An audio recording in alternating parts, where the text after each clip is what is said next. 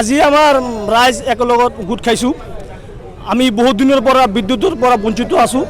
আমাৰ যিটো লাইন এই লাইনটো কয় RAC কাৰেণ্ট বুলি, RAC লাইন। কিন্তু দেখা গৈছে যে এইখন লাইন 24 ঘণ্টাত আমাক 2 ঘণ্টাৰ পৰা 3 ঘণ্টা কাৰেণ্ট দিয়ে আৰু বাদবাকীখন সিহঁতে লাইনটো কাটি ৰাখে।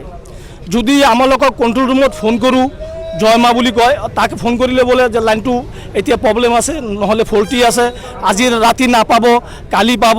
আৰু ইয়াত ডিপাৰ্টমেণ্টেৰ যিবিলাক মানুহ আছে, আমি এইটো ক'বলৈ আহিছোঁ, সিহঁতক বহিষ্কাৰ কৰি নতুন মানুহ ল'ব লাগে, কাৰণ সিহঁতক ডিউটি নকৰে, একদম ডিউটি নকৰে আৰু আমাক ৰেছপন্স নেদে।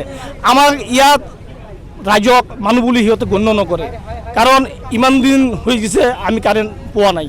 24 ঘণ্টাৰ ভিতৰত যিহেতু আমাক যদি 20 ঘণ্টা কণ্টিনিউ কাৰেণ্ট দেয়, কণ্টিনিউ বিদ্যুৎ দি থাকে, আমালোকৰ কোনো কমপ্লেইন নাই।